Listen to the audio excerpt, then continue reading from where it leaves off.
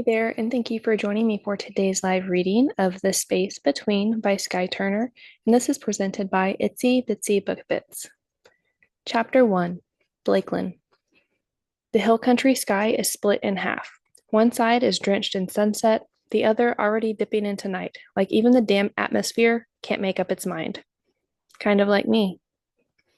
The steering wheel of my little white Honda is slick with sweat.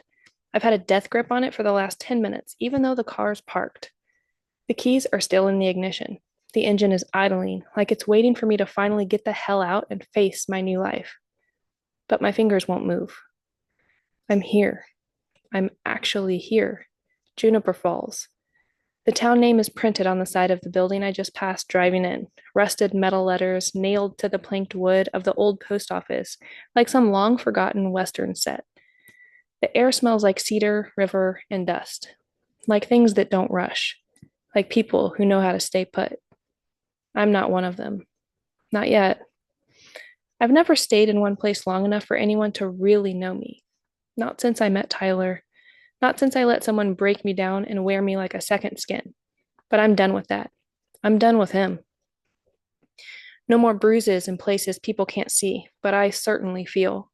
No more apology gifts. No more promises that twist into threats. No more lies. No more silence. Swallowing the lump in my throat, I reach for the door handle with a hand that shakes. Clenching it into a fist until my knuckles go white, I take deep breaths, trying to calm my racing heart. You left, Blakelyn. You did it. You found some backbone and you got out of hell. Now, get out of the damn car.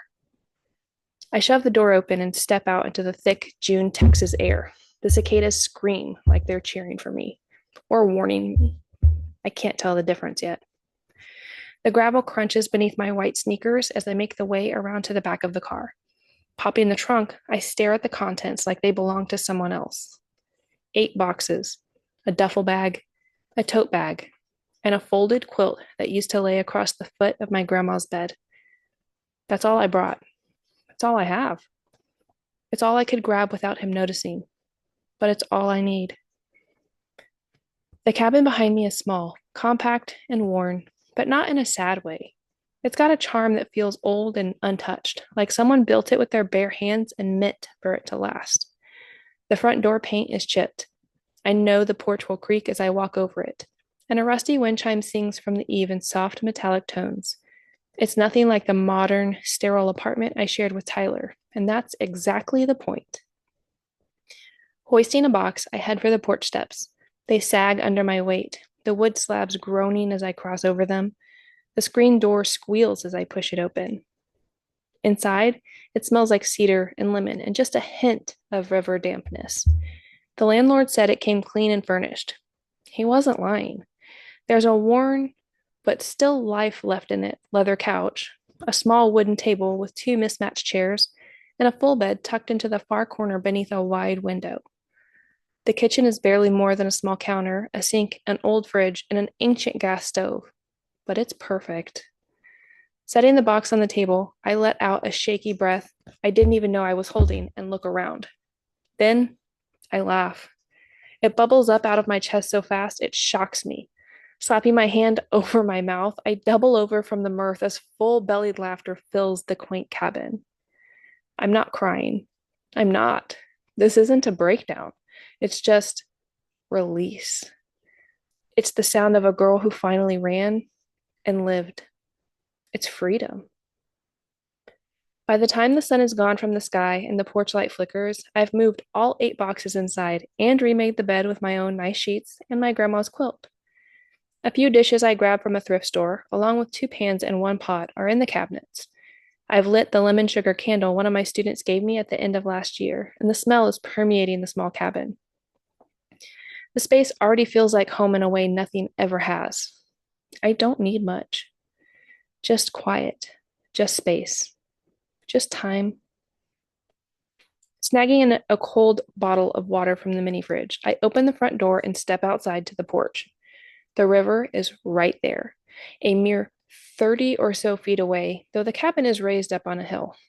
It's low and winding, framed by cypress and oak trees and lit silver by the moon. Somewhere downstream, a bullfrog croaks, low and satisfied. Sinking onto the porch step, I press the bottle to my neck, enjoying the peaceful sounds for a moment. Then I freeze as I hear it. Boots, heavy and deliberate, coming from the left of my porch, the direction of the other cabin. I'm perfectly still as my fingers tighten around the water bottle. A shape emerges from the darkness, tall, broad-shouldered, dressed in faded jeans and a dark t-shirt. He's carrying something under his arm. A bag? A towel?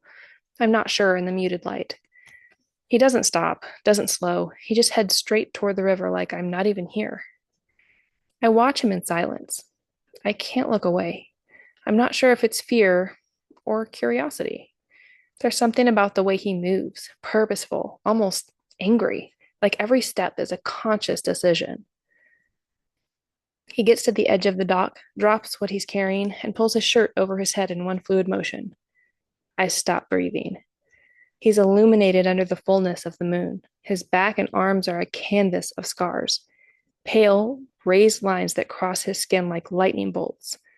Some are small and thin, others appear deep and ragged. They climb over his ribs, down one arm, and up the back of his neck. I don't mean to stare, but I do, because he's beautiful and brutal all at once. Then he turns, just enough for me to see the side of his face. He's got a jawline that could slice open the dark, a mouth set in a hard, grim line, and eyes that flash silver in the porch light. He sees me. Our gazes collide. My chest seizes. For 1 second, we're locked in some silent standoff, the air between us taut and humming. Then he turns and dives straight into the river with a splash that echoes. I blink.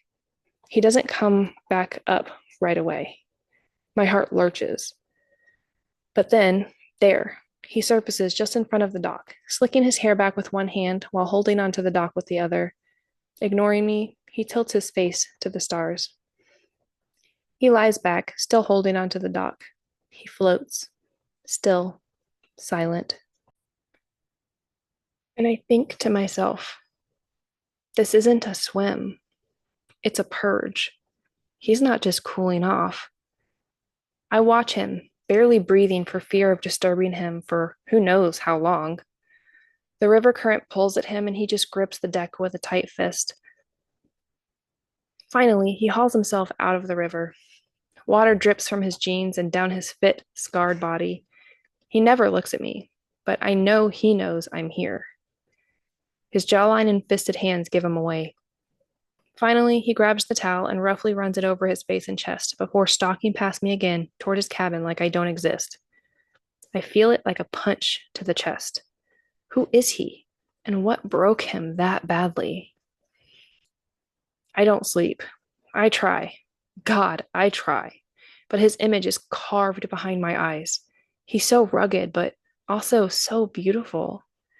Those scars, that silence, that look.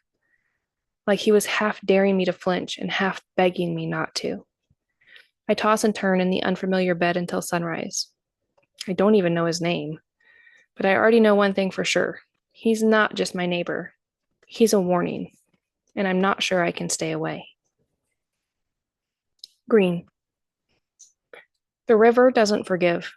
People like to think it's some soft, winding thing that cools you off on a hot day, that it's friendly and playful and slow. But they're wrong. It'll turn on you the second you stop paying attention, especially when it's rain-swollen and angry, especially in the dark, especially when you're driving too fast and thinking you're invincible. I know what the river takes. I know what it leaves behind, and I know it never gives a damn.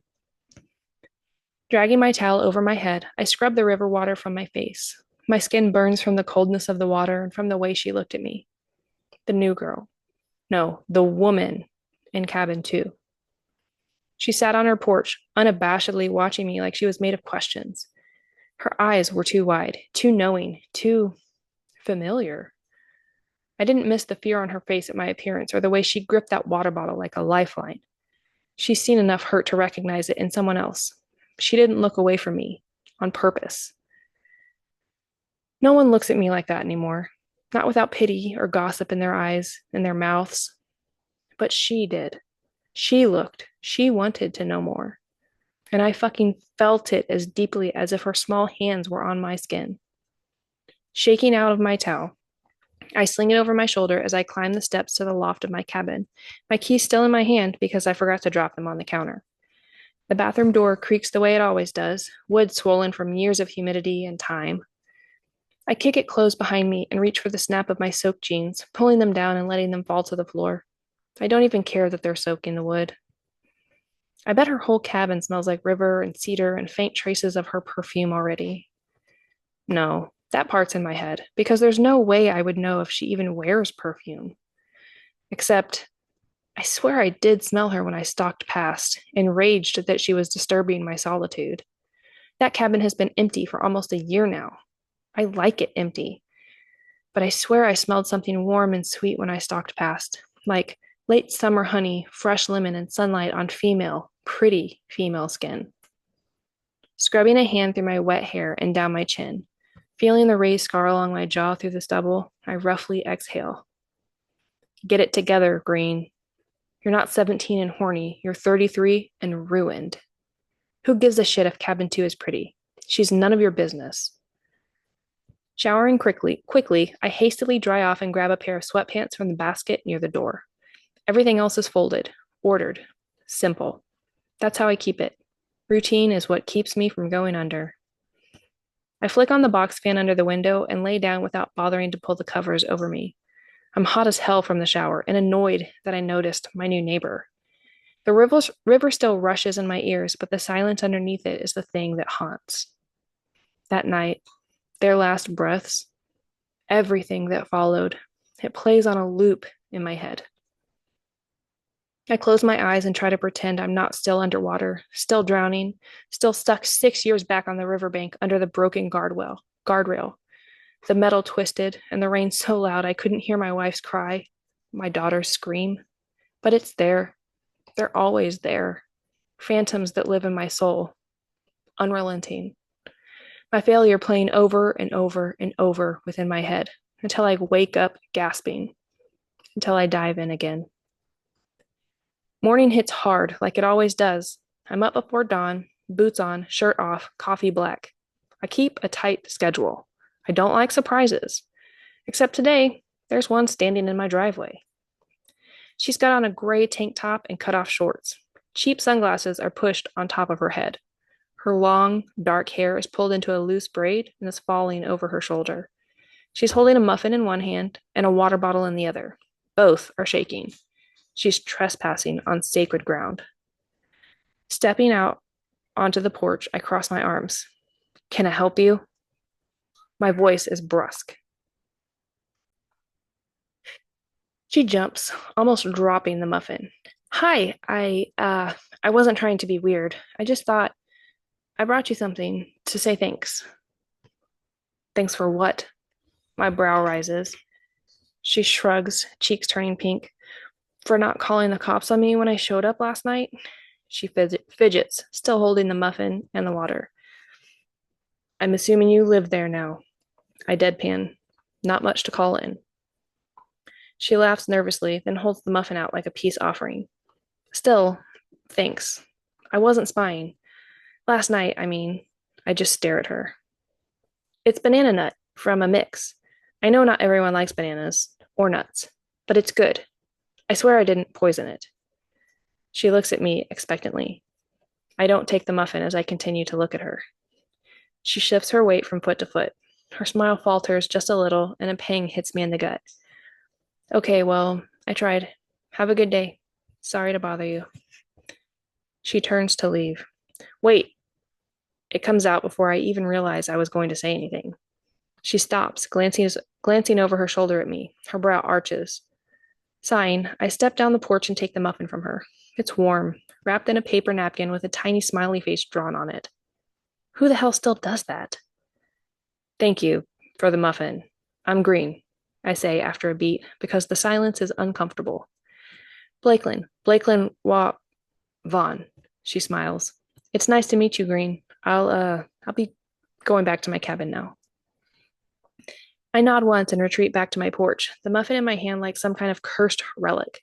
She heads toward the riverbank, not her cabin, barefoot and easy, like she's lived here forever, like she belongs. I watch her walk. The braid bounces against her back. Her hand trails over the wildflowers by the path. I know I should look away, but I don't. She doesn't look afraid. I'd bet money she is, just like me. By noon, the heat settles in like a second skin. My tubing shop, Cavanaugh River Outfitters, is open for business, and the usual crowd's already gathering. Tourists with sunburned shoulders, college kids with coolers full of cheap beer, locals who want to float and forget. I run the register, load the buses, and check the life jackets. I do the work, but I don't smile. I don't chat. I don't fucking engage. Hey, Green, Reese calls from the dock. Got a new local asking about gear? Says she just moved in next door to you. I don't miss the question in his eyes. I just choose not to acknowledge it. I stiffen. Then I see her. She's walking toward the shop in a tank top, short shorts, and flip-flops. Her dark hair is down, waving around her shoulders. Her eyes are wide as she takes it all in. And damn it, she glows. Blakelyn. Catching my eye, she lifts her hand in a small wave. I don't wave back. Instead, I turn to the shelf behind the counter and grab a brochure. I walk it over to her like it's a damn peace treaty. You don't want to float today, I say, handing it to her. She frowns, looking around at everyone loading tubes into the river and boarding the buses that take them to other drop spots. Why not? River's low, snaggy, heat index is brutal. Wait a week. She cocks her head as she regards me. Are you always this friendly? Her lips purse. Nope, just honest. I almost snarl. Her lips twitch. You say that like it's a warning. It is. She holds my stare, doesn't flinch as she replies. You're not what I expected. Neither are you, I flatly retort. She's not, but also she is. She's trouble. The air between us snaps tight again, same as last night. She steps closer, not close enough to touch, just enough to make me feel it. You live next door, she says. We're neighbors, Green. It's probably a good idea if we figure out how to coexist. I don't answer because coexist is a nice word, a safe word, a word for people who don't look at each other like they're drowning and dying and daring someone to save them. Nope, she can live next door, but I'm keeping my distance. I watch her walk away. She doesn't look back, but the air still hums in her wake. I know I'm lying to myself, and I'm already in trouble.